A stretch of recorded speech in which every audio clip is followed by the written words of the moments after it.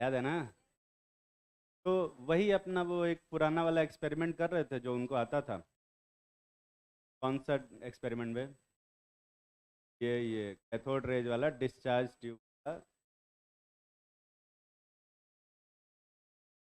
अब इसमें इन्होंने यहाँ पे प्लेट लगाया, हीटर लगाया, स्विच लगाया,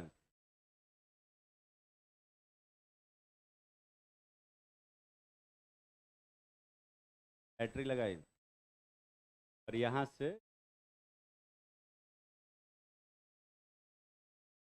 प्रेशर कितना कर दिया, 10 टू, और ये स्विच को ऑन किया। जब स्विच को ऑन कर रहे थे ना, अमीटर में रीडिंग आएगी कि नहीं आएगी? नहीं आएगी। अमीटर में रीडिंग नहीं आ रही थी। का रीजन था बैटरी डिस्कनेक्टेड। तो फोटो ध्यान से देखो, वो गलती से नहीं बनाया है, जानबूझ के नहीं बनाया। दिख रहा है? जब बैटरी ही डिस्कनेक्टेड होगी तो वहाँ कितनी बार भी स्विच दबा लो, वो करंट फ्लो होगा कि नहीं होगा बे? नहीं हो रहा था फ्लो। तो कुछ दिन तक तो कंफ्यूज रहे कि क्या हो रहा है। 3 4 दिन तक दबा के देखे, हाँ, कोई करंट फ्लो नहीं हो रहा था। 5वें दिन एकदम फ्रस्ट्रेट हो गए। हाँ, फ्रस्ट्रेट होके ये पूरा जो है उठा के फेंक दिया ऐसे, और ये पूरा सेटअप गिरा जाके खिड़की के पास। करंट फ्लो होने लगा अचानक से, बिना बैटरी के। बिना बैटरी के, बैटरी कैसे जुड़ जाएगा यार? बैटरी घर में, बैटरी से बिना जुड़े करंट फ्लो। ये अलग बात। उन्हों को लगा कि हो सकता है कि वैसे अमीटर हिल गया हो, दिखा रहा हो। वापस लेके आए टेबल पे, फिर करंट बंद हो गया। फिर खिड़की के पास ले जाते, फिर करंट। उनको समझ में नहीं आ रहा था कि के पास ऐसा क्या देख रहा है, करंट फ्लो हो रहा है इसमें। हाँ, कुछ समझ में नहीं आ रहा। यही काम रात में कर रहे थे, रात में खिड़की के पास ले गए, कोई करंट फ्लो। दिन में खाली करंट हो रहा था खिड़की के पास। वो बड़ा अजीब एक्सीडेंटल एक्सपेरिमेंट। उनको कुछ समझ में नहीं आया। उन्होंने कहा कि देखो ऐसा है, खिड़की से ना तो सनलाइट आ रही है, वो इसके ऊपर पड़ रही है, की वजह से यहाँ क्या निकल, इलेक्ट्रॉन निकल रहे हैं, और इलेक्ट्रॉन ऐसे फ्लो करेगा। करंट कैसे फ्लो करेगा वे? Opposite direction. इस प्लेट पे रेज पड़ रही थी, वहाँ से इलेक्ट्रॉन निकल रहे थे, और करंट उसके, क्योंकि ये जो करंट है ये फ्लो हो रहा है ड्यू टू क्या? सनलाइट। करंट को उन्होंने कौन सा करंट बोला? फोटो करंट बोला। फोटो जानते हो ना क्या होता है? फोटो मतलब वो फोटो खींचने वाला नहीं बे, फोटो मतलब सनलाइट के प्रेजेंस में जो चीज़ें फोटो नाम से यूज। फोटोसिंथेसिस तुम जानते होगे बहुत। सनलाइट के प्रेजेंस में भी प्लांट्स होते हैं जो फोटोसिंथेसिस भी उन्होंने क्या कहा? फोटो करंट का। करंट सिर्फ इलेक्ट्रॉन से फ्लो हो सकता है, तो जो निकलने वाला इलेक्ट्रॉन था उसको उन्होंने क्या कहा? Photo electron. और ये जो पूरा फिनोमेना है उन्होंने कहा फोटो, क्या नाम है बोला? इसके ऊपर इन्होंने कुछ कुछ रिसर्च किया। दैट रीजन तो ये भी नहीं बता पाया कि ऐसा क्यों हो रहा है, पर इनको ऑब्जर्वेशन मिला। अब जो ऑब्जर्वेशन मिला हम वो डिस्कस करेंगे, एक्सप्लेनेशन बाद में डिस्कस, ऐसा क्यों हो रहा है। जब इन्होंने इस पे इंटेंसिटी बढ़ाई लाइट की, हाँ, इंटेंसिटी बढ़ाई, इंटेंसिटी जानते हो ना? जैसे ज़्यादा लाइट अगर जल रही है तो इंटेंसिटी क्या होगी? ज़्यादा होगी। और वही सेम सेम जो लाइट है में जल रही है तो उसकी इंटेंसिटी को अपन क्या बोलेंगे? कम बोलेंगे। ठीक है, तो इंटेंसिटी बढ़ा रहे थे, जो करंट का अमाउंट था वो क्या हो रहा था? बढ़ रहा था। ठीक है? और फ्रीक्वेंसी बढ़ा रहे थे, करंट का अमाउंट क्या हो रहा था? बढ़ नहीं रहा था, वो फिक्स था। मतलब करंट किस पे डिपेंड कर रहा था वे? सिर्फ इंटेंसिटी पे डिपेंड कर रहा था, फ्रीक्वेंसी पे डिपेंड नहीं कर रहा था। फ्रीक्वेंसी क्या होती है? फ्रीक्वेंसी वो होती है जिससे कि कलर चेंज होता है। लोगों ने विबग्योर सुना होगा नाम, स्पेलिंग सही लिखे हो। इधर से इधर जाते हैं तो वेवलेंथ बढ़ता है घटता है? अरे बोलो, बढ़ता है। और फ्रीक्वेंसी क्या होती है? घटती है। तो आगे जाने से फ्रीक्वेंसी घट रही थी, मतलब कलर चेंज कर रहे थे। तब वायलेट की लाइट लगाया, फिर ब्लू लाइट लगाया, ग्रीन लाइट लगाया, तो ऑरेंज रेड सब लगा के देखा। जैसे जैसे आगे बढ़ रहे थे फ्रीक्वेंसी घट रही थी, वैसे वैसे करंट पे कोई फर्क नहीं पड़ रहा था। हाँ, करंट पे कोई फर्क नहीं पड़ रहा था, सिर्फ किस पे फर्क पड़ रहा था? जो इलेक्ट्रॉन निकल रहा है उसकी काइनेटिक एनर्जी पे। क्या? लेकिन इंटेंसिटी बढ़ाने से किस पे फर्क पड़ रहा है? करंट पे फर्क पड़ रहा है, उस फ्रिक्वेंसी पे, फ्रिक्वेंसी से इंडिपेंडेंट। ठीक। ऐसा करते हैं, लिखते हैं और फिर समझते हैं कि में उन्होंने क्या कहा। देखो, कुछ ऐसे मेटल हैं जैसे कि पोटेशियम, रुबिडियम, सीजियम वगैरह, उसके ऊपर एक खास फ्रिक्वेंसी की लाइट पड़ती है, उसको जिसकी वजह से इलेक्ट्रॉन निकलते हैं और करंट फ्लो होता है। अपन क्या, फोटो इलेक्ट्रिक।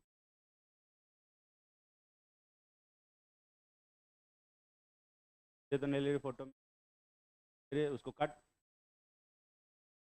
असली में नहीं, फोटो फोन में काटना।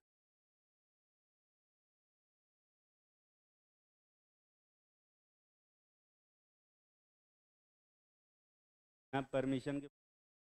यार ये किसकी अच्छी आ रही है, लिखी होगी कि मेरी? अरे यार मेरी फोटो मत लिया करो। इंटेलेक्चुअल प्रॉपर्टी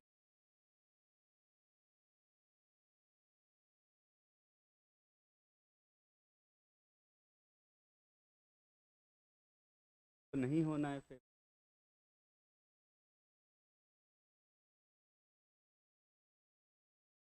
फेमस होने के बहुत तरीके हैं।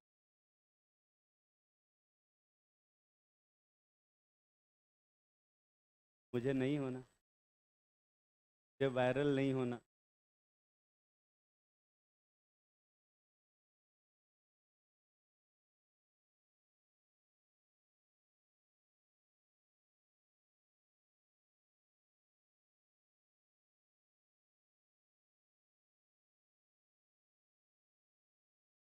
तेरी पहली क्लास है बे, इसी बैच में है, हो जाती है।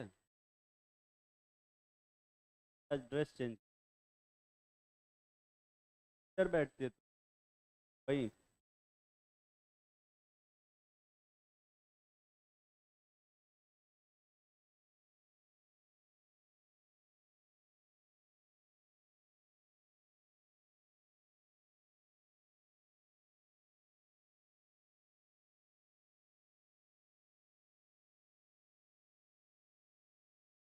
देखता हूँ तो सबको पहचान जाता हूँ। हाथ उठा रहा है कि सर हम भी को भी। हाँ,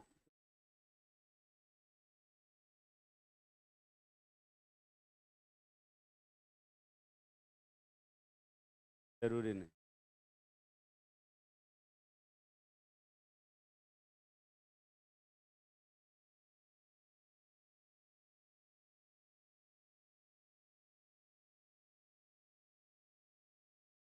बताएंगे अभी, सब बताएंगे।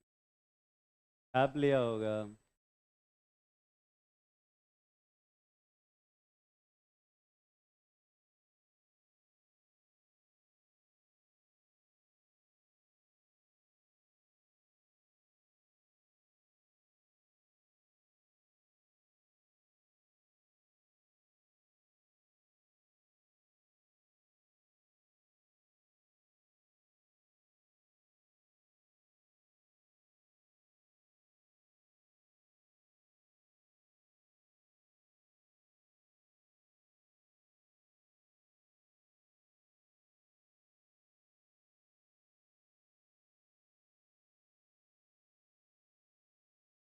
लिख लिया होगा।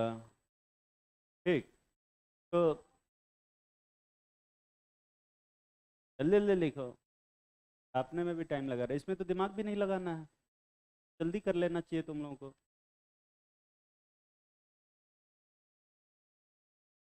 देखो, कुछ ऐसे मेटल होते हैं जिनके ऊपर लाइट पड़ता है तो उससे इलेक्ट्रॉन निकलते हैं। हाँ, और उसी इलेक्ट्रॉन को हम इफेक्ट को हम लोग कौन सा इफेक्ट बोलते हैं? फोटो इलेक्ट्रिक इफेक्ट बोलते हैं। जो इलेक्ट्रॉन निकलता है उसको फोटो इलेक्ट्रॉन बोलते हैं, जो करंट फ्लो होता है उसको फोटो करंट बोलते हैं, और यही सब। ठीक है। जो नंबर ऑफ इलेक्ट्रॉन है वो डायरेक्टली प्रोपोर्शनल है किस पे? इंटेंसिटी।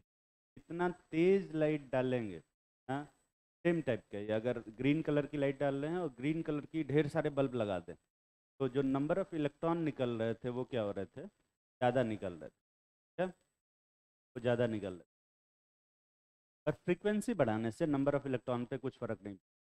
अब अगर कलर चेंज कर रहे थे तो ग्रीन से येलो कर दे रहे हैं, तो फिर नंबर ऑफ इलेक्ट्रॉन उतने ही रह रहे थे, बस उनकी काइनेटिक एनर्जी क्या हो रही थी? बढ़ जा रही थी। क्या? देखो, for each metal there is a characteristic minimum frequency. ये क्या लिखा?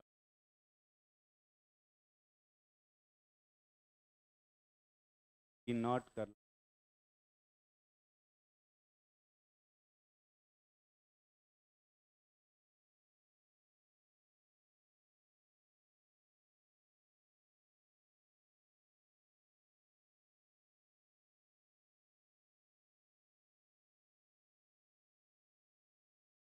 हिट में भी आता है, हिट में भी आता है। ऐसे ये है फिजिक्स का ही टॉपिक। मैं जो अभी पढ़ा रहा हूँ एटॉमिक स्ट्रक्चर, अभी ये फिजिक्स वाला एटॉमिक स्ट्रक्चर पढ़ा रहा हूँ। ठीक है। और फिजिक्स वाले सर हो सकता है कि मैं सर ना पढ़ाएं, इसलिए पढ़ा रहा हूँ। ये फिजिक्स और केमिस्ट्री दोनों में कॉमन। मुझे पता है फिजिक्स वाले सर नहीं पढ़ाएंगे, जगह नहीं पढ़ा।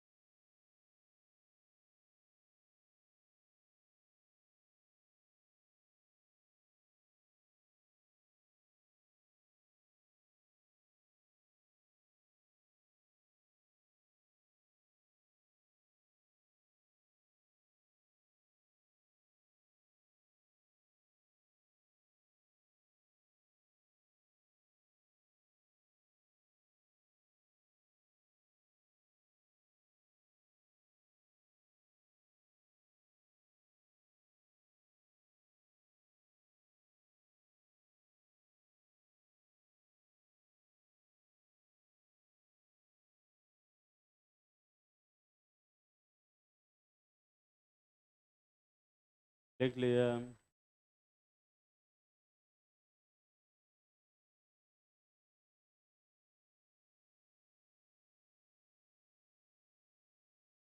कल का टाइम टेबल मिला है तुम लोग को? कल मेरी 2 क्लास लगी हुई है तुम लोग।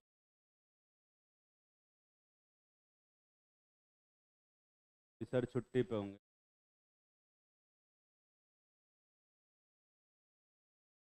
है लेना एक दिन। मैं समझ सकता हूँ, एक ही टीचर की 2 क्लास लग जाती है तो चाहे कैसा भी टीचर हो मन से गाली ही निकलती है। यार 2 क्लास।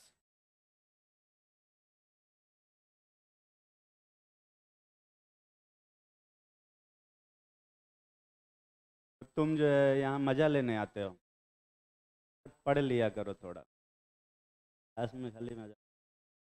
ठीक। तो कुछ स्टेटमेंट हैं, ध्यान से सुनते हैं। एक दो ऑब्जर्वेशन है। पहला ऑब्जर्वेशन ये है कि जो इलेक्ट्रॉन है वो ना इंस्टेंटली निकलता है as soon as the light strikes on the surface. मतलब जैसे ही सरफेस पे लाइट पड़ती है वैसे ही इलेक्ट्रॉन निकलते हैं, कोई टाइम लैग नहीं होता। अब ये ऑब्जर्वेशन ना हो सकता है कि तुम्हारे लिए बहुत छोटा सा हो, पर ये ऑब्जर्वेशन ही मेन ऑब्जर्वेशन है इसके एक्सप्लेनेशन का ना। पूरे अच्छे से इस ऑब्जर्वेशन को समझना है कि जैसे ही लाइट पड़ रही है इलेक्ट्रॉन वैसे ही निकल रहा है, ठीक है? कोई भी टाइम लैग नहीं है, जरा सा भी, मतलब फ्रैक्शन ऑफ सेकंड का भी टाइम लैग नहीं है। ये चीज़ थॉमसन साहब ने पहली बार ऑब्जर्व करी, लाइट पड़ते इलेक्ट्रॉन निकलते हैं। अब इसका इन फ्यूचर क्या होगा, ये क्यों हो रहा है, इस बारे में थॉमसन साहब ने कुछ नहीं बताया, ठीक है। इसके बाद इन्होंने कहा कि जो अगर मैं लाइट की इंटेंसिटी बढ़ाता हूँ तो नंबर ऑफ इलेक्ट्रॉन क्या आ रहे हैं, बढ़ रहे हैं, और लाइट की फ्रीक्वेंसी बढ़ाने से नंबर ऑफ इलेक्ट्रॉन नहीं बढ़ रहे, ठीक है।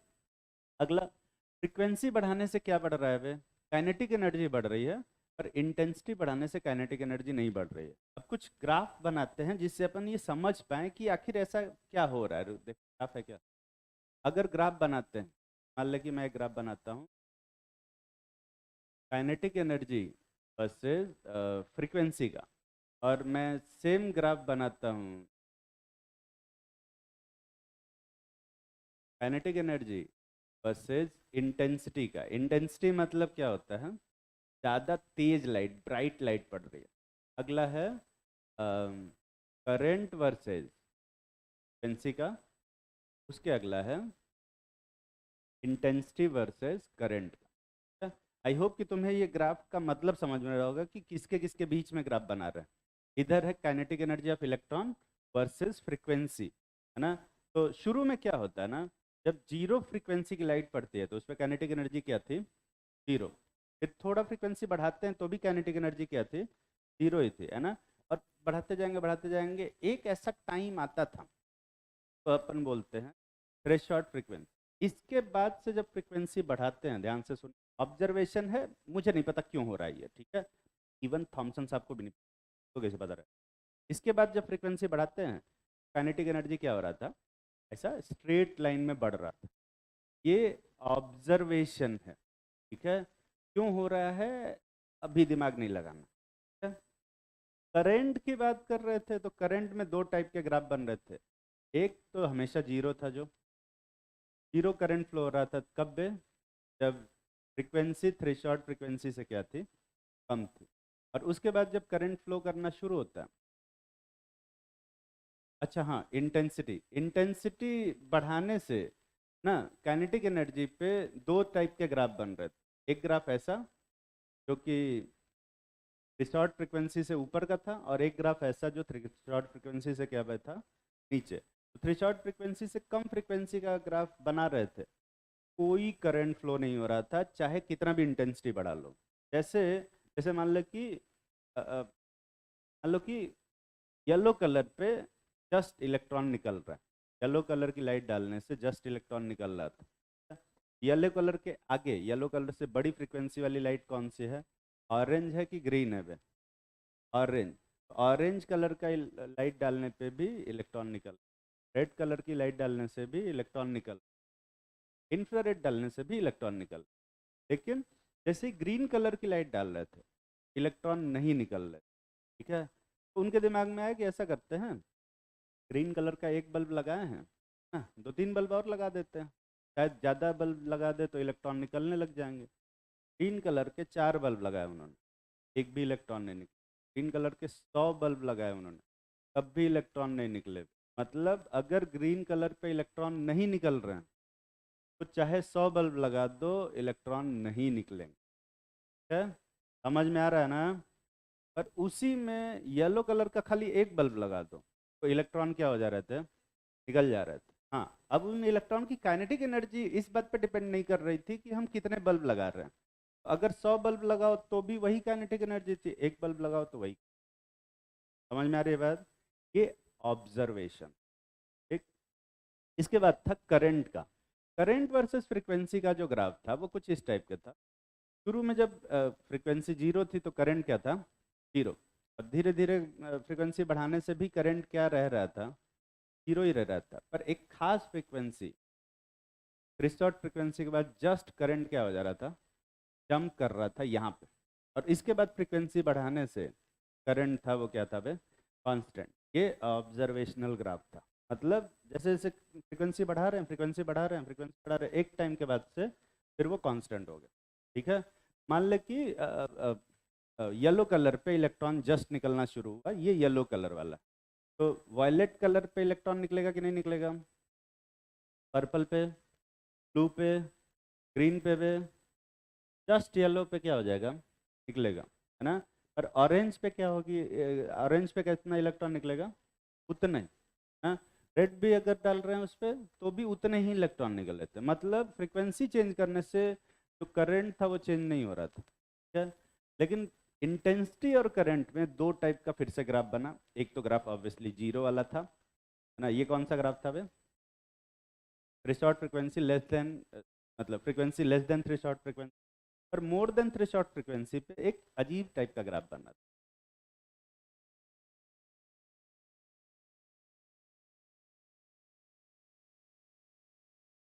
पहले ऐसा बढ़ रही थी और फिर एक बार जाके फिर घट, मतलब बढ़ ही रही थी, पर फिर बाद में क्या हो गई? वे कांस्टेंट हो गई। ये ऑब्जर्वेशनल ग्राफ है।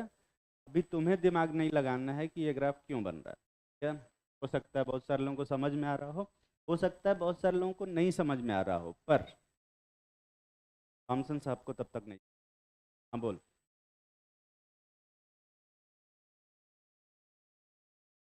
तीसरे वाले ग्राफ में क्या हो रहा था? फ्रीक्वेंसी बढ़ा रहे हैं ना, तो करंट नहीं फ्लो हो रहा है। और जब थ्रेशोल्ड फ्रीक्वेंसी से ज़्यादा फ्रीक्वेंसी हो गई तब करंट फ्लो हो रहा है, लेकिन फ्रीक्वेंसी बढ़ाने से करंट बढ़ नहीं रहा था, करंट उतना ही था, क्या। अगर येलो कलर की लाइट जल रही है, क्या, जिस पे इलेक्ट्रॉन निकल रहा है, ऑरेंज कलर पे भी इलेक्ट्रॉन निकलेगा विथ सेम करंट, क्या।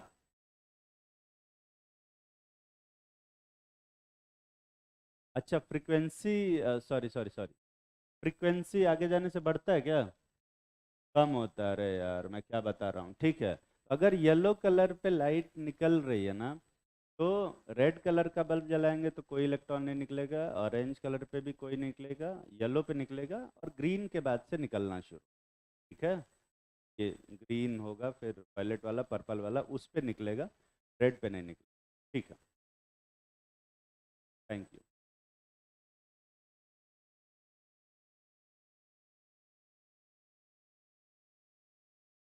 के लिए अवार्ड देगा क्या उसको वहीं पे अरे भाई,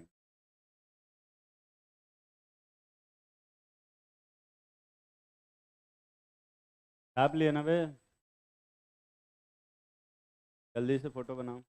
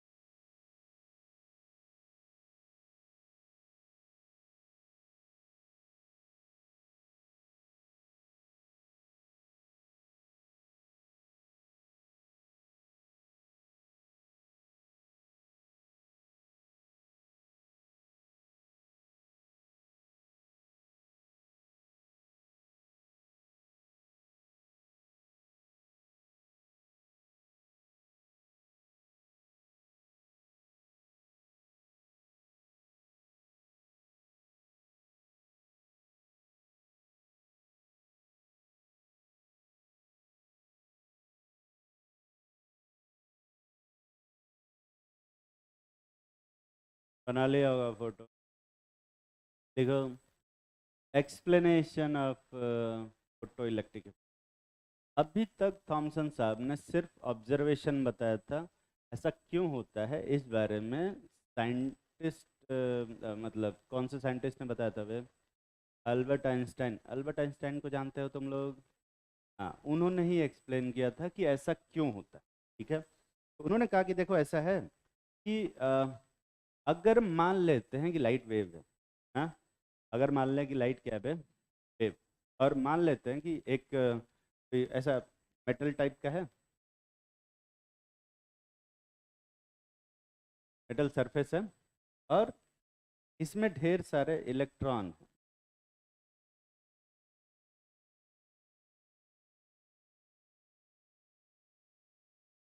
ढेर सारे इलेक्ट्रॉन,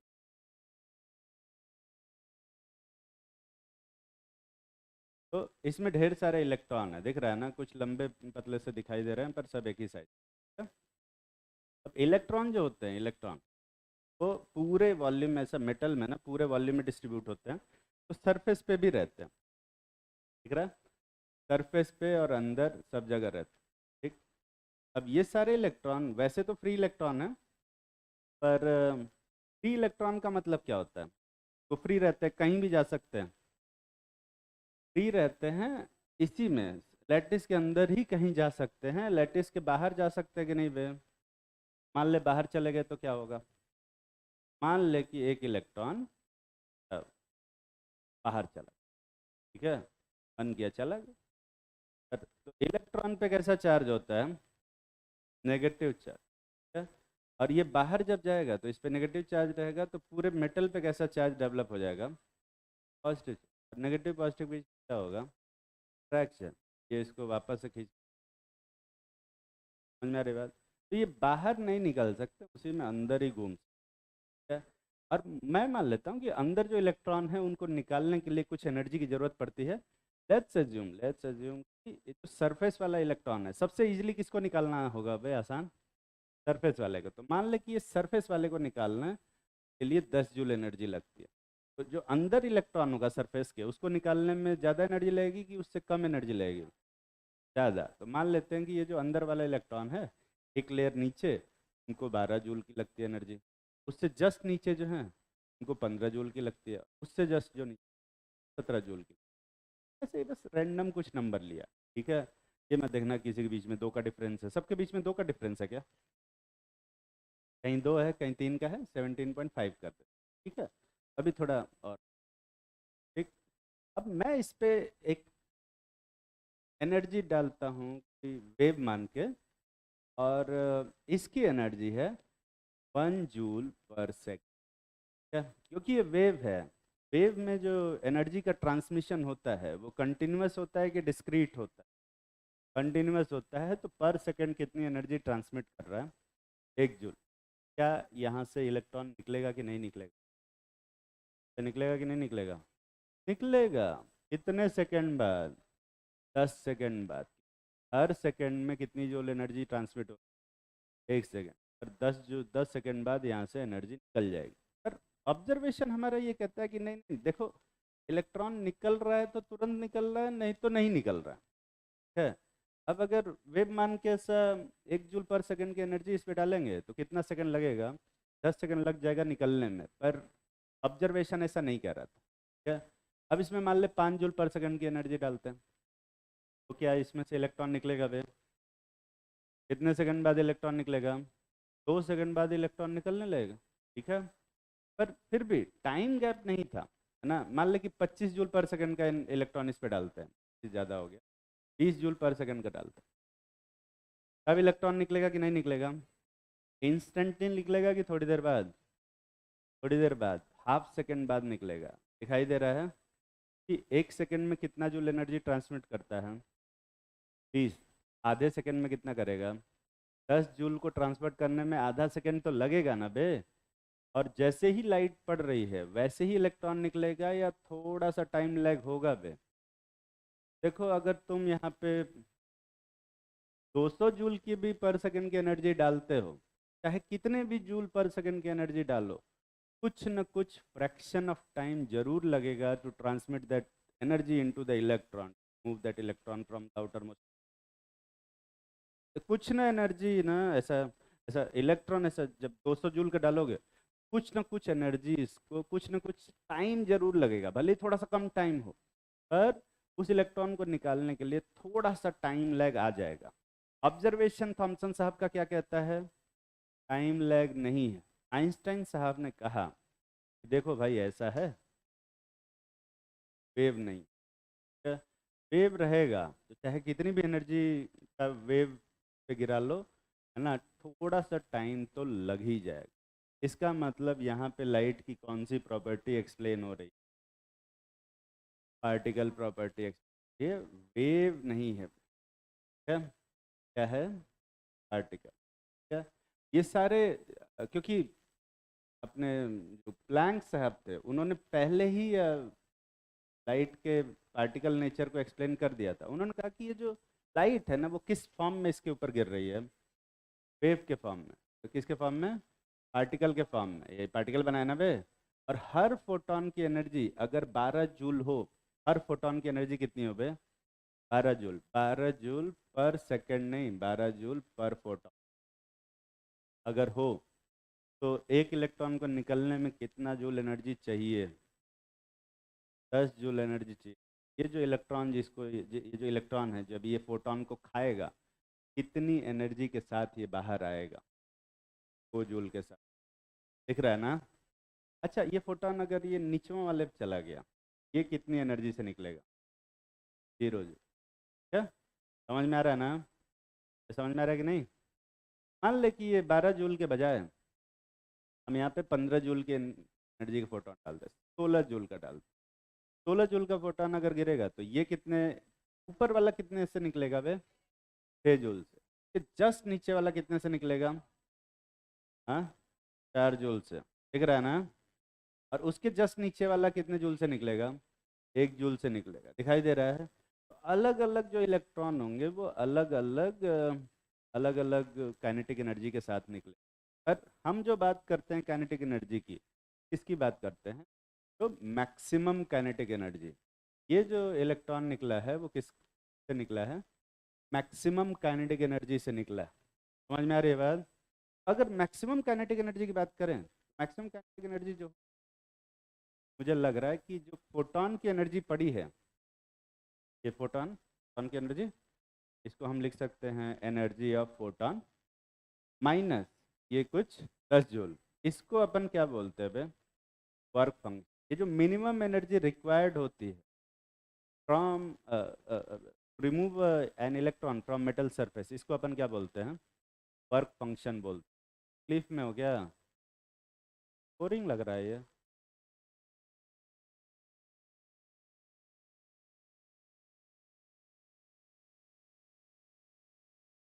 जीरो काइनेटिक एनर्जी से इलेक्ट्रॉन इजेक्ट होने का मतलब ये है कि इलेक्ट्रॉन इजेक्ट होगा तो उसके पास एज सच कोई काइनेटिक एनर्जी नहीं होगी, पर अगर हम कुछ इलेक्ट्रोड पोटेंशियल वगैरह लगाएं तो उसे किया जा सकता है।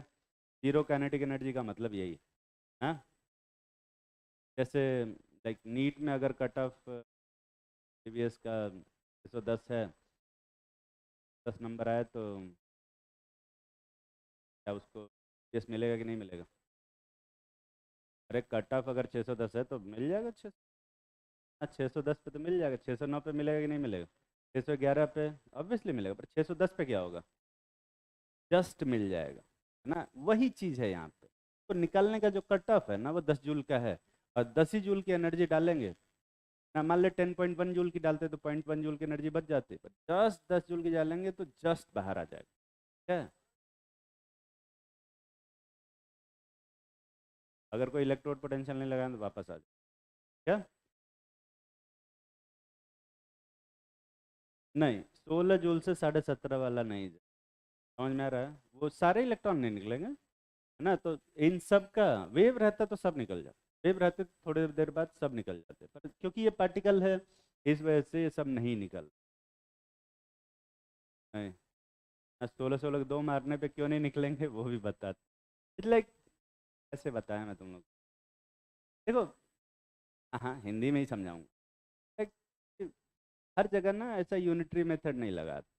जैसे मान लो कि शादी के लिए तुम्हें 24 साल की लड़की चाहिए, ऐसा 12-12 साल की दो नहीं ला सकते। क्या वो एक्सेप्टेबल नहीं है? वही वाला हिसाब। समझ गया ना? देखो कितना बढ़िया समझते हैं सब।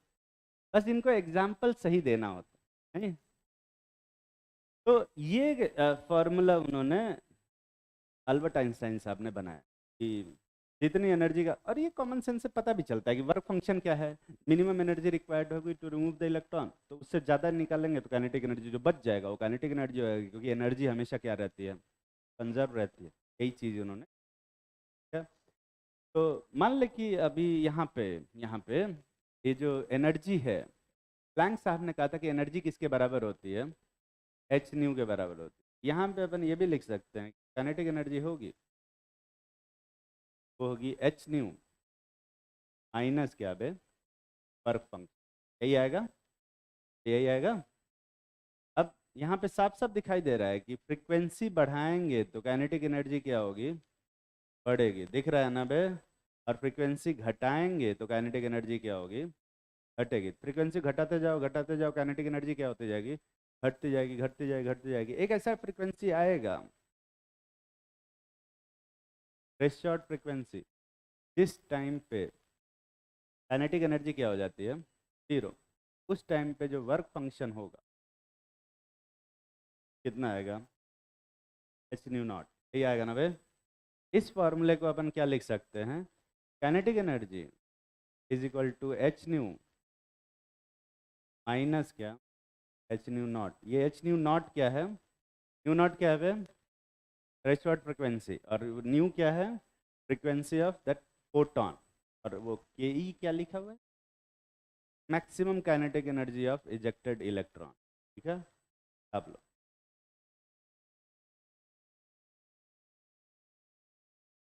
करिए। हाँ हाँ, क्या तकलीफ है,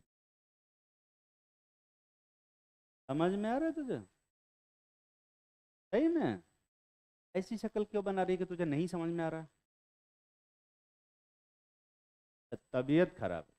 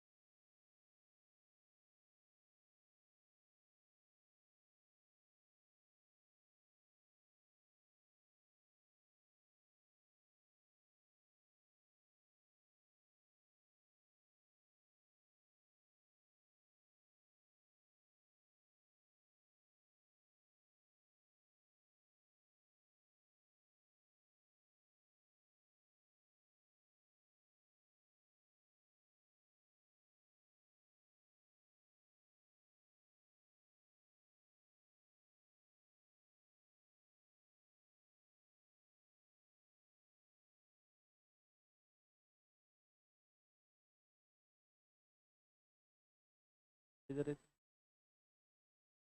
हाँ,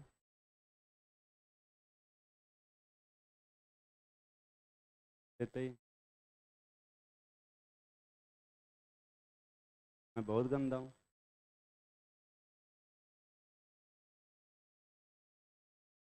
हम तारीफ कर रहा था, बस कोई मिला नहीं तारीफ करने की। छाप लिए कि नहीं छाप लिए। अब आइंस्टाइन साहब ने कहा कि देखो फ्रीक्वेंसी बढ़ाते हैं, फ्रीक्वेंसी बढ़ाने का मतलब क्या बढ़ा रहे हैं भाई, एनर्जी बढ़ा रहे हैं। फ्रीक्वेंसी बढ़ाने का मतलब क्या बढ़ा रहे हैं, एनर्जी बढ़ा रहे हैं। तो फ्रीक्वेंसी बढ़ाने से एनर्जी अगर बढ़ेगा तो कि हर फोटॉन की एनर्जी बढ़ेगी, उससे क्या ज़्यादा इलेक्ट्रॉन निकलेंगे या कम इलेक्ट्रॉन निकलेंगे भाई, उतने ही। तो अगर इलेक्ट्रॉन उतने ही फोटॉन उतने ही पड़ रहे हैं पर सेकेंड, क्या, तो इलेक्ट्रॉन भी कितने निकलेंगे, उतने ही निकलेंगे। ठीक है, अब क्या कर रहे हैं, इंटेंसिटी बढ़ा रहे हैं। इंटेंसिटी मतलब ज़्यादा बल्ब लगा दिए। अब ज़्यादा बल्ब लगाएंगे मतलब फोटॉन भी क्या पड़ रहे हैं, ज़्यादा। तो अगर फोटॉन ज़्यादा पड़ेंगे तो इलेक्ट्रॉन भी क्या निकलेंगे, ज़्यादा। तो मान ले 16 जूल के फोटॉन के ढेर सारे फोटॉन गिरा रहे हैं, तो ढेर सारे इलेक्ट्रॉन क्या होंगे, निकलेंगे। लेकिन सबकी काइनेटिक एनर्जी कितनी रहेगी भाई, 6 जूल से ज़्यादा हो पाएगी क्या, 6 जूल से ज़्यादा वाला नहीं निकलेंगे। ये नहीं कि इसमें 100 निकाल रहे हैं, मान लें कि 1000 गिरा रहा है, तब भी यहाँ पे 6 जूल का ही इलेक्ट्रॉन निकलेगा। ठीक है, काइनेटिक एनर्जी बढ़ रही है कि नहीं बढ़ रही है, ज़्यादा बल्ब लगाने से क्या बढ़ रहा है, नंबर ऑफ फोटॉन। ठीक है, और नंबर ऑफ फोटॉन बढ़ेगा तो नंबर ऑफ इलेक्ट्रॉन क्या होगा, बढ़ेगा, पर इलेक्ट्रॉन की जो एनर्जी होगी वो क्या रहेगी, सेम रहेगी। समझ में आ रहा है ना।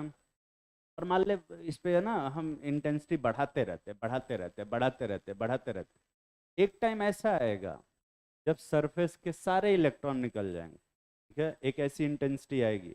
क्या उसके बाद इंटेंसिटी बढ़ाने से सरफेस के इलेक्ट्रॉन अब निकल पाएंगे क्या? नहीं। तो उसके बाद इंटेंसिटी बढ़ाते रहो, इलेक्ट्रॉन है ही नहीं। इलेक्ट्रॉन उस इंटेंसिटी बढ़ाते रहोगे फिर भी क्या होगा बे, इलेक्ट्रॉन नहीं बढ़ेंगे। एक टाइम के बाद, एक एक खास इंटेंसिटी के बाद से चाहे कितना भी इंटेंसिटी बढ़ा लो, number of photon, number of electron नहीं बढ़ेगा। तो करंट बढ़ेगा कि नहीं बढ़ेगा?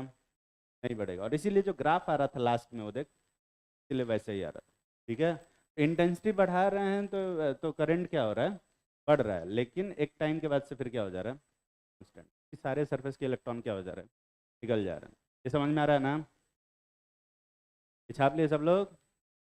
कोई ऐसा जिसको ये नहीं समझ में आया हो, हाथ उठाओ। ऐसे पूछने पे हाथ नहीं उठाते। चलो एक क्वेश्चन करते हैं, करो। आंख खोया हुआ है, जोन्ड आउट हो जाता है क्लास में बैठे बैठे। याद कर रहा है उसको, बुला दो आगे।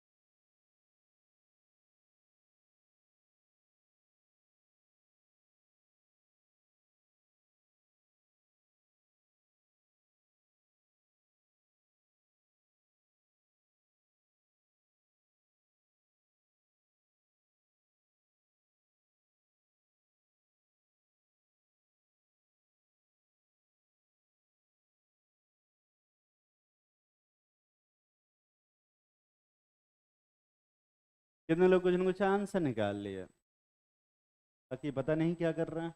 वैसे कुछ खास करना नहीं था इसमें।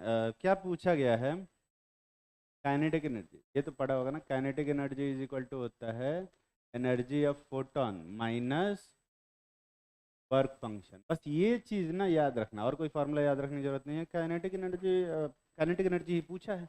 एनर्जी ऑफ फोटोन कितना, एनर्जी ऑफ फोटोन तो नहीं दिया है, फ्रीक्वेंसी दिया है। फ्रीक्वेंसी से एनर्जी निकाल सकते हो क्या आता है एच। एच की वैल्यू कितनी है 6.6 इंटू 10⁻−34 जूल सेकेंड। ये यूनिट लिखना ना बहुत ज़रूरी होता है। अगर यूनिट तुम नहीं लिखोगे, ऐसा पॉसिबल है कि गलत आंसर दे दो, क्योंकि फिजिक्स का क्वेश्चन है ना। ये एच है और फ्रीक्वेंसी कितनी है 1.1 इंटू 10⁻15। हाँ, ये कितना आ रहा है सेकेंड इनवर्स, मतलब 1/सेकेंड, यही है ना। और माइनस वर्क फंक्शन कितना, अरे वर्क फंक्शन भी नहीं दिया है यार डायरेक्ट। ये ऐसा करो कि h की वैल्यू फिर से लिखो 6.6 इंटू 10⁻34 जूल पर सेकेंड, और इनटू कितना टाइम दिया 6 इंटू 10⁻14 सेकेंड, यही आ रहा है। ये सेकेंड तो यहाँ ऊपर आएगा ना, तो ऐसा करते हैं, ये सेकंड से ये क्या हो जाएगा, सेकंड कैंसिल हो जाएगा, ये सेकंड से भी ये सेकंड क्या हो जाएगा, कैंसिल हो जाएगा, जूल बच जाएगा। ये 6.6 इंटू 10⁻−34 कॉमन लें, 1.1 इंटू 10⁻15 माइनस 6 इंटू 10⁻15, यही बचता है। तो लोग जोड़ना घटाने आता है कि नहीं आता है? आता है ना। घटा के बता कितना आता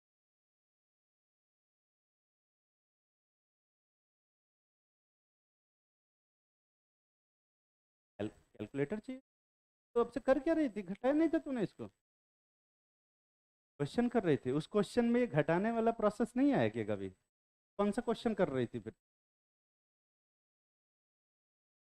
बैठ जा, बैठ जा, करो, जल्दी से घटा के बता कितना आ रहा है। क्या 0.5 इंटू 10⁻15, यही आ रहा है, यही है ना। कैसे घटाया तूने? हाँ,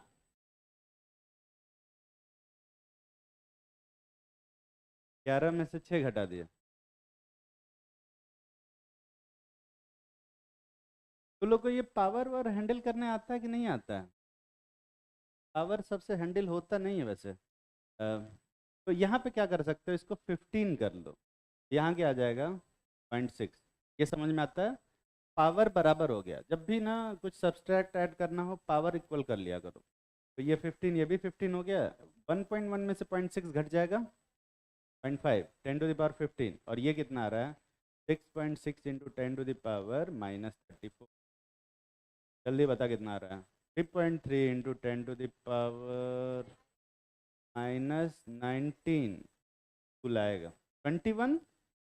तो 21 है जो 21 कौन बोल रहा था इधर से? ये आंसर कितने लोग सही से निकाल पाए ईमानदार? एक कम लोग। इधरिया वाले क्या कर रहे, तू तो घटाया था ना बे सही से ही, फिर कैसे गलत कर दिया? जोड़ना आता है, मल्टीप्लाई करने नहीं आता, नहीं। एक और ऐसा देंगे तो कर लोगे, कर लोगे ना? देखो, calculate kinetic energy of most energetic electron when a light of frequency double than the threshold frequency incident on the metal surface। जितना थ्रेशोल्ड फ्रीक्वेंसी है उसका डबल फ्रीक्वेंसी की लाइट उसके ऊपर पड़ रही है, हमें बताना है कि जो काइनेटिक एनर्जी होगी वो कितनी होगी। जल्दी करो।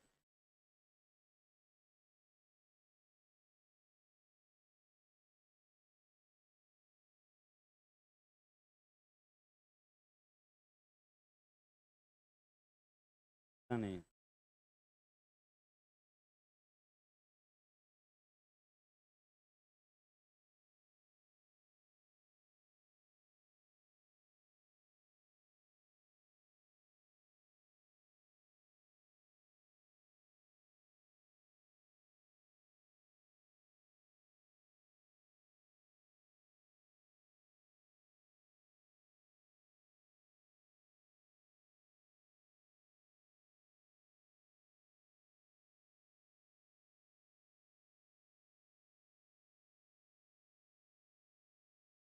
बहुत ही आसान सा था। ये पढ़ा होगा, kinetic energy is equal to h nu minus क्या बे, एच न्यू नॉट। अब ये कह रहे हैं कि जो फ्रीक्वेंसी पड़ रही है वो थ्रेशोल्ड फ्रीक्वेंसी का क्या है, डबल। तो यहाँ पे क्या लिखोगे, 2h न्यू। कोई घटा के बता सकता है क्या काइनेटिक एनर्जी कितनी आएगी, कितना बे, एच न्यू आंसर। कभी कभी इतना आसान क्वेश्चन भी एग्जाम में आता है, ये आया हुआ क्वेश्चन है। भाई तो ये कितने लोग सही से कर पाए थे, सेम, क्या सेम, एनर्जी जो होगी वो थ्रेशोल्ड इन फ्रिक्वेंसी के बराबर होगी, वर्क फंक्शन के ना, वर्क फंक्शन की वैल्यू नहीं दिया है ना, क्या एच न्यू नॉट के टर्म्स में आंसर आएगा। ठीक, चलो एक और करो, ये वाला।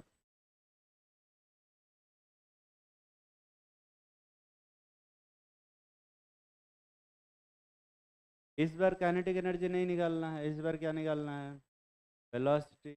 और एग्ज़ाम में मैंने बार बार बताया है, एग्ज़ाम में जो पूछा जाता है उसी का आंसर, वही आंसर दिया जाता है, ना कि जो अपने मन से पहले से निकला है वो दिया जाता है। क्या,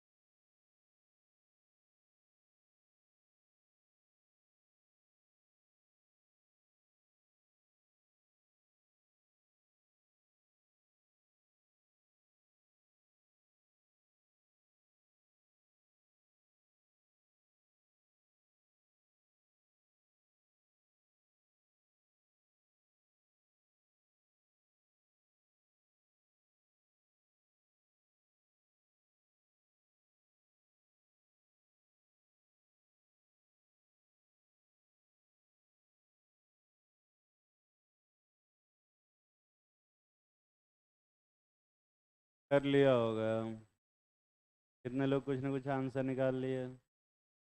इस जोन वाले हाथ ही नहीं उठा रहे हैं, सब लोग करो बे।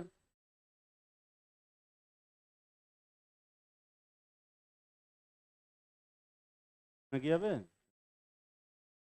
तो वो कॉपी क्या देख रही है, सही किए कि नहीं किए, वेरिफिकेशन भी कर लेते हैं उतने देर, वेरीफाई करने की जरूरत नहीं है, गलत होगा तो गलत होगा।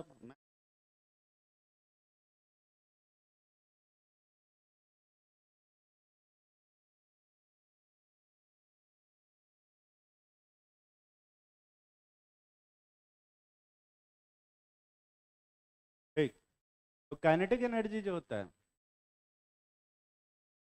काइनेटिक एनर्जी ये होता है H nu naught, H nu minus क्या बे, एच न्यू नॉट। तो ये फ्रीक्वेंसी पढ़ रही है, कितना टाइम्स पढ़ रही है, 4 टाइम्स पढ़ रही है, मतलब यहाँ पे क्या लिखोगे, 4h new not minus H nu naught, ये बचा कितना पे, 3h न्यू नॉट। अगर काइनेटिक एनर्जी पता हो तो कोई वेलोसिटी निकाल पाए आज तक। काइनेटिक एनर्जी किसके बराबर होती है, ½ mv² के, ई आएगा, तो आएगा 6h न्यू नॉट, ये m नीचे आ जाएगा ना बे, और ये अंडर रूट में आएगा, दिख रहा है ना, ये answer.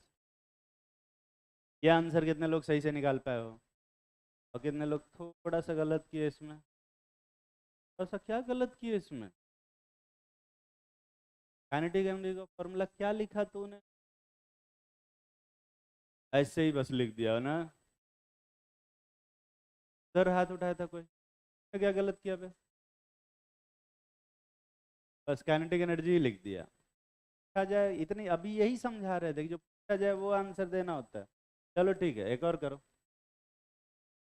Calculate velocity of most energetic electron in a light of wavelength double than the threshold wavelength incident on a metal surface। जल्दी करो।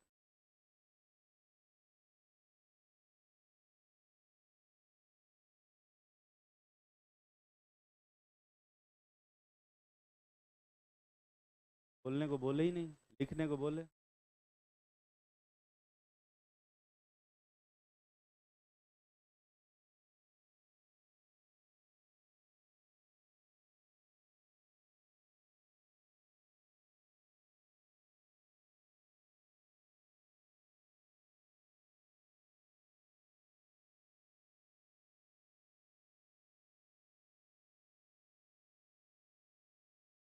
कर ले ना कुछ, डिस्कस करना चाहता है मैं ही क्वेश्चन कैसे काम चले।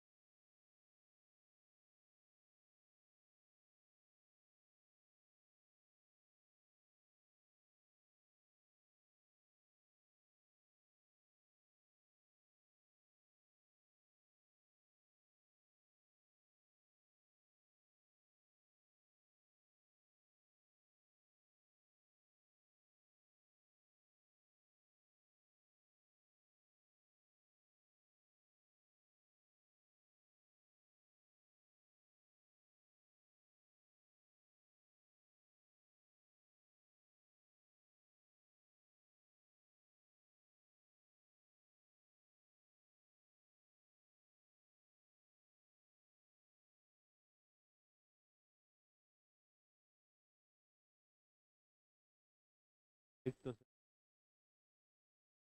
कितने लोग क्वेश्चन पूछा आंसर निकाल लिए, सब लोग करो बे। चलो मैं तुम्हारे लिए फॉर्मूला लिख देता हूँ। काइनेटिक एनर्जी होता है एच न्यू माइनस क्या बे, एच न्यू नॉट। पर यहाँ पे क्योंकि वेवलेंथ के टर्म्स में लिख रखा है, यहाँ पे तुम्हें क्या लिखना होगा, H C by lambda minus क्या बे, H C by lambda. Lambda naught क्या है, शॉर्ट वेवलेंथ, लैमडा क्या है, वेवलेंथ ऑफ लाइट। ठीक है, जल्दी करो। ये फॉर्मूला कितने लोग सही से लिख पाए अपने मन से, बाकी पता नहीं क्या कर रहे थे, जल्दी करो अब।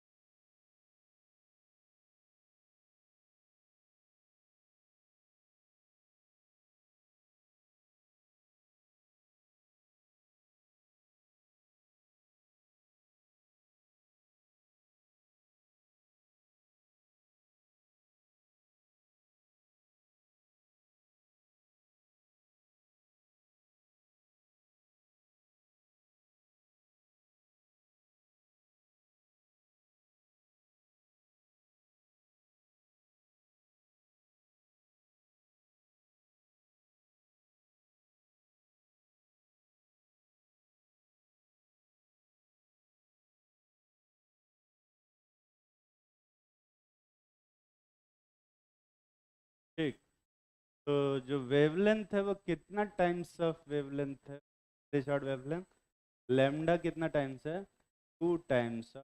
ये लिख सकते हो ना, काइनेटिक एनर्जी जो आएगा याद है उसको, ये आएगा h C by lambda naught, यही आ रहा है, 2 लैमडा नॉट, यही आएगा माइनस, ये कितने के बराबर होगा, हाफ एम पी, हाफ से हाफ कैंसिल हो रहा है, ई आएगा वो आएगा root minus H C by lambda naught, answer. बार बार ईमानदारी से हाथ उठाओ, कितने लोग ये एक्सप्रेशन सही से लिख पाए। गलत है भाई, गलत है, वेलोसिटी आएगी, आएगी 0। ये कितने लोग सही सही सोच पाए थे। अब ध्यान से अगर तुम देखोगे ना, ये है हमारा एनर्जी ऑफ फोटॉन, और ये क्या है बे, वर्क फंक्शन। कौन ज्यादा है, एनर्जी ऑफ फोटॉन ज्यादा है कि वर्क फंक्शन, वर्क फंक्शन ज्यादा है, कितना टाइम ज्यादा, डबल। हाँ, कितना जरूरत है इलेक्ट्रॉन को निकालने के लिए, उससे ज़्यादा एनर्जी डालने की उससे कम एनर्जी, कम, तो इलेक्ट्रॉन निकलेगा कि नहीं निकलेगा, जब इलेक्ट्रॉन ही नहीं निकलेगा तो वेलोसिटी क्या निकाल रहा है, इसलिए माइनस में आ रहा है, ये सब लिखना ही नहीं है, 0 आएगा, यही सोचना था, ट्रिक क्वेश्चन। एक और ऐसा देंगे तो कर लोगे। थ्रेशोल्ड फ्रीक्वेंसी से ज़्यादा फ्रीक्वेंसी की लाइट चाहिए होती है टू रिमूव एन इलेक्ट्रॉन, और थ्रेशोल्ड वेवलेंथ से कम वेवलेंथ की लाइट चाहिए होती है टू रिमूव एन इलेक्ट्रॉन। समझ में आ रहा है ना बे, वेवलेंथ बढ़ाने से एनर्जी क्या होती है, घटती है, और फ्रीक्वेंसी बढ़ाने से एनर्जी क्या होती है, बढ़ती है। तो फ्रीक्वेंसी ज़्यादा करेंगे थ्रेशोल्ड फ्रीक्वेंसी से, energy of photon work function से ज़्यादा हो जाएगी। लेकिन अगर थ्रेशोल्ड वेवलेंथ से ज़्यादा वेवलेंथ की लाइट डालेंगे तो जो वेवलेंथ जो एनर्जी होगी वो वर्क फंक्शन से कम हो जाएगी। समझ में आ रहा है क्या बकवास कर रहा हूँ, ज़्यादा टेक्निकल टर्म तो नहीं बोल रहा हूँ। निकलेगा जीरो एनर्जी का, बताया तो जस्ट निकल जाएगा। ये समझ में आ रहा है? और ऐसा देंगे तो कर लोगे?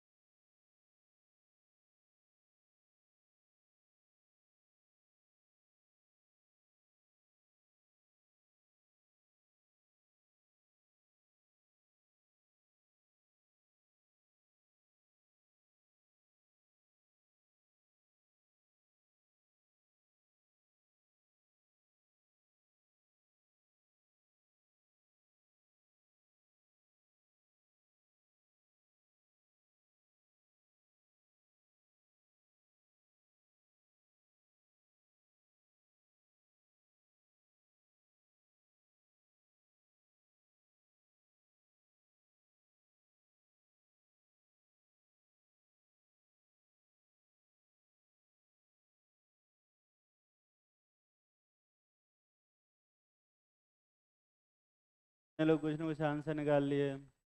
इसका आंसर भी जीरो आएगा। ये कितने लोग सही सही सोच पाए थे? ईमानदारी से हाथ उठाओ। गलत है, हर बार हाथ उठा देते हैं। अरे इसका जीरो क्यों आएगा? ये कितना टाइम्स दे रखा है? 3/4 टाइम्स, मतलब थ्रेशोल्ड वेवलेंथ से कम है कि थ्रेशोल्ड वेवलेंथ से ज्यादा है बे? कम है, तो मतलब एनर्जी क्या होगी? ज्यादा होगी। फिर से लिखते हैं, half M V square is equal to कितना होगा? H nu naught, H nu by H C by lambda minus H C by क्या? Lambda naught. यही आ रहा है। लेमडा है वो लेमडा नॉट के कितना टाइम्स है? 3/4 की 4/3? यहाँ 3/4 लिखेंगे, ऐसा यही लिखोगे ना बे? और ये 4 कहाँ चला जाएगा? पर दिख रहा है क्या? इसमें से इसको घटाया जा सकता है? अबे घटा लोगे ना? देखो, 4 HC में से HC घटाएंगे, इतना बचेगा 3 HC, और 3 लेमडा नॉट में से लेमडा नॉट घटाओगे, क्या आएगा? 2 लेमडा नॉट। ये समझ में आ रहा है? अबे ऐसे नहीं घटाते हैं। ऐसे कौन घटाता है? तो सब लिख भी रहे हैं। मेरे ऊपर इतना भरोसा मत किया करो, लिखो इसको, इसको सॉल्व करो। मुझे लगता है कि दोनों साइड से ऐसा ऐसा बराबर कर लेते हैं। इसको भी 3 लिख देते हैं, इसको भी 3 लिख देते हैं। अभी ठीक है ना? नीचे आएगा 3 लेमडा नॉट और ऊपर क्या आएगा? एच सी, ये एम वी स्क्वायर। अभी ऐसा करते हैं, ये 2 को उठा के इधर रख दो। क्या?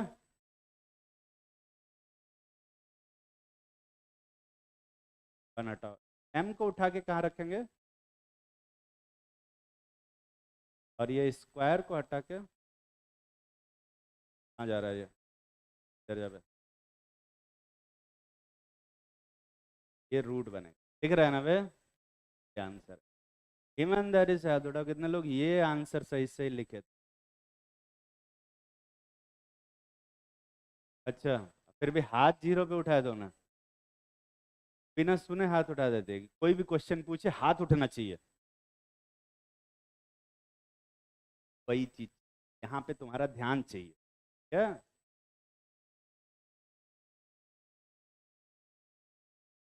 अपने ऊपर भरोसा रखा करो, मेरे ऊपर नहीं बे। कितनी बार मैंने कहा मेरे ऊपर भरोसा मत किया करो। इतिहास गवाह है, जितने लोग मेरे ऊपर भरोसा किए सब बर्बाद हो गए। मजाक नहीं कर रहा। भरोसा मत करना मेरे ऊपर। कि जो भरोसे वाले होते हैं वही भरोसा तोड़ते हैं। क्या? कुछ और सोच रहा था? वो तू हो सकता है। लिखो, स्पेक्ट्रम, सॉरी, स्पेक्ट्रम क्या होता है जानते हो? कोई बताएगा कि स्पेक्ट्रम क्या होता है? अभी जो जस्ट दिखाया था, नहीं? कौन बताएगा अभी स्पेक्ट्रम के बारे में? ऊंचा हाथ उठाओ। तब स्पेक्ट्रम पे भी हाथ नहीं उठा रहे हैं, पता नहीं क्या करते हैं। तू खड़ा है उधर। हाँ तू खड़ा। तो ये खड़ा तो बताएंगे। हाँ हाँ, तुझसे ही कह रहा हूँ, खड़ा के नहीं बेटा, बीच में से, हाँ। बता, स्पेक्ट्रम, स्पेक्ट्रम का नाम सुना है कभी जिंदगी में? क्या होता है? क्या? सफेद लाइट को किससे पास करते हैं? 7 रंगों में टूट जाता है। कैसे टूट, अपने से टूट जाता है? ये वाला तो 7 रंग में नहीं टूट रहा है। प्रिज्म बोलना होता है। बैठ जाओ। किसी भी वाइट लाइट को जब प्रिज्म से पास करते हैं तो वो कितने कलर में डिस्ट्रीब्यूट होता है?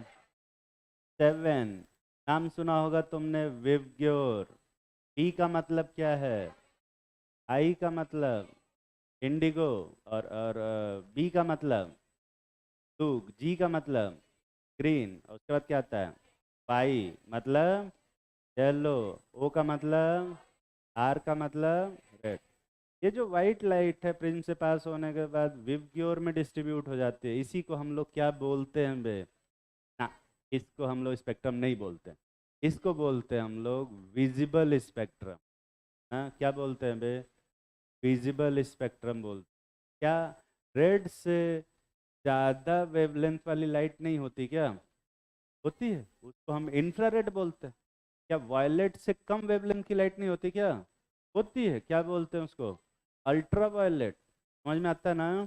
तो और भी बहुत सारी लाइट होती है। अगर मैं किसी वाइट लाइट को, ये देख, ये वाइट लाइट ले लेता हूँ। वाइट लाइट को अगर मैं एक प्रिज्म से पास करता हूँ, यहाँ पर दो तरह का ऐसा ये कलर दिखता है। इसको मैं थोड़ा सा एक्सपेंड करके दिखा रहा हूँ। इसी को अपन क्या बोलते हैं? विवग्योर बोलते हैं। ये यहाँ से लेके वहाँ तक, ठीक है? तुम ध्यान से देखोगे तो कोई कलर का ना ऐसा कोई लाइन नहीं है कि यहाँ से वॉयलेट है, यहाँ से पर्पल है, यहाँ से ग्रीन है, यहाँ से ब्लू है, यहाँ से ऑरेंज है। ऐसा कुछ भी नहीं है, एकदम कंटिन्यूअस सा लाइन दिखता है ना? इसी को हम लोग क्या बोलते हैं? ये यहाँ से लेके यहाँ तक वाले क्या बोलते हो बे? Visible spectrum. लेकिन उससे कम जो होता है, उसको उससे कम क्या होता है? Ultraviolet. और उससे ज़्यादा क्या होता है? इंफ्रारेड। इंफ्रारेड के बाद क्या आता है? राडार, फिर शॉर्ट वेव, फिर माइक्रोवेव, ऐसे आते हैं। और लॉन्ग रेंज रेडियो वेव आते हैं। उससे पहले क्या आता है? एक्स रेज, गामा रेज, ये सब भी आते हैं। वाइट लाइट को जब हम पास करते हैं ना प्रिज्म से, तो अपने को खाली दिखता यही है, बस इतना दिखता है। पर इसके अलावा भी बहुत सारा है कि नहीं बे? इस पूरे को यहाँ से लेके वहां तक को अपन क्या बोलते हैं? अरे क्या बोलते हो? स्पेक्ट्रम बोलते हैं। समझ में आ रही है बात? समझ में आ रहा है ना?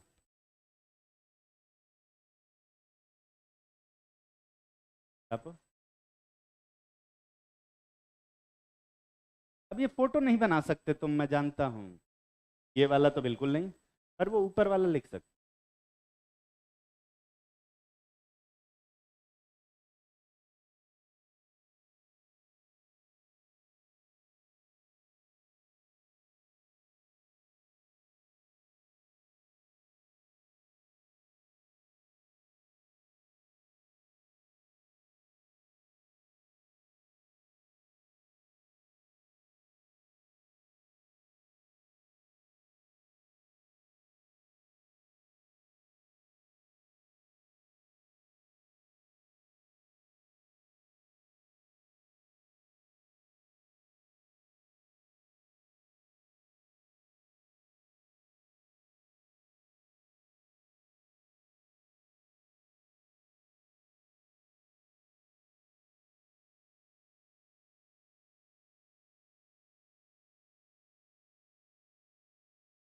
देख लिया होगा। पर बाकी सब जो अपने को ऐसे आंखों से नहीं दिखाई देता है, इसको देखने के लिए ना हम एक इंस्ट्रूमेंट लगाते हैं और उसको बोलते हैं स्पेक्ट्रोमीटर। क्या बोलते हैं वे? अब स्पेक्ट्रोमीटर क्या होता है? अगर स्पेक्ट्रोमीटर से देखते हैं ना तो अपने को यहाँ गामा रेस से लेके वहाँ एएम तक, शॉर्ट वेव तक सब कुछ दिखाई देता है। और वो कुछ ना इस टाइप का दिखता है। मैं तुम्हें बता दूँ, वाइट लाइट जब पास करते हैं प्रिज्म से, यहाँ पे बहुत सारा डिस्ट्रीब्यूशन होता है, लेकिन अपने को दिखता है कुछ इस टाइप का एक लाइट। ध्यान से देख, इस टाइप का एक वाइट कलर का बैंड दिखता है भाई।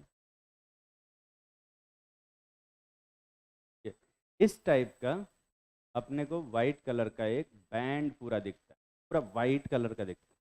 अगर स्पेक्ट्रोमीटर से देखेंगे ना तो यहाँ से लेके वहाँ तक पूरा वाइट दिखता है। इसमें एक बहुत छोटा सा पोर्शन होता है यहाँ पे किसका, विजिबल वाले, विजिबल स्पेक्ट्रम का, ठीक है। उसके अलावा ये जो पूरा दिखता है इसको अपन क्या बोलते हैं, एक्चुअल स्पेक्ट्रम बोलते हैं। इसको हम लोग बैंड स्पेक्ट्रम भी बोलते हैं। क्यों बोलते हैं बैंड स्पेक्ट्रम, क्योंकि बैंड टाइप का दिखता है कंटिन्यूस। इसको हम लोग कंटिन्यूस स्पेक्ट्रम भी बोलते हैं। समझ में आ रही है बात? समझ में आ रहा है ना? ठीक। पर इसी लाइट को अगर हम किसी एलिमेंट के सैंपल से पास करें और फिर प्रिज्म से पास करें, ये जो लाइट्स होते हैं ना, ये कुछ इस टाइप के दिखते हैं, ऐसे ऐसे दिखते हैं।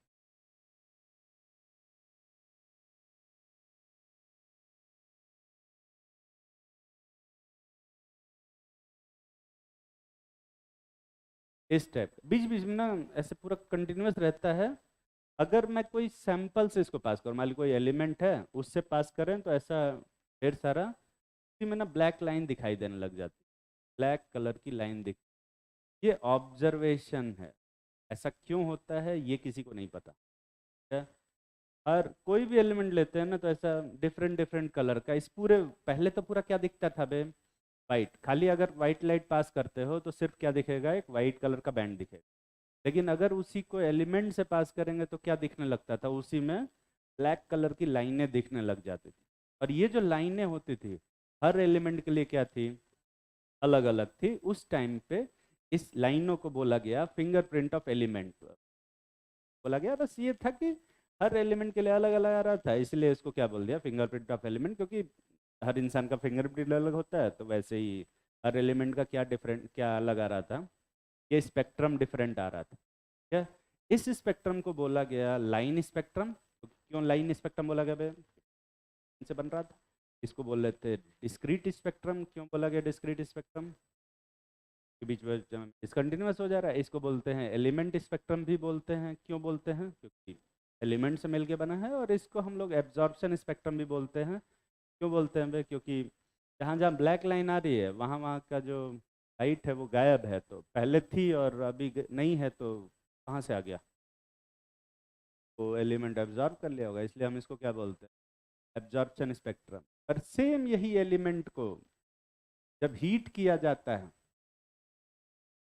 हीट करते हैं तो इलेक्ट्रिक स्पार्क लगा के हीट कर रहे हैं उसी एलिमेंट को, और उससे निकलने वाली लाइट को जब पास करते हैं प्रिज्म से और स्पेक्ट्रोमीटर से जब ऑब्जर्व करते हैं ना, इस टाइप का लाइट बनता है। दिखाई दे रहा है? जहाँ जहाँ यहाँ पे ब्लैक लाइन आई थी वहीं वहीं पे यहाँ पे क्या आता है, वाइट लाइन दिखाई देती है। बाकी सब जगह क्या दिखता है बे, ब्लैक लाइन। एग्जैक्टली वहीं पर, एग्जैक्टली वहीं पे दिखाई देता है। इसको अपन बोलते हैं फिर से लाइन स्पेक्ट्रम, एलिमेंट स्पेक्ट्रम और एमिशन स्पेक्ट्रम बोलते हैं, क्योंकि वही वही लाइटें क्या होती हैं, आ रही होती है। ठीक है।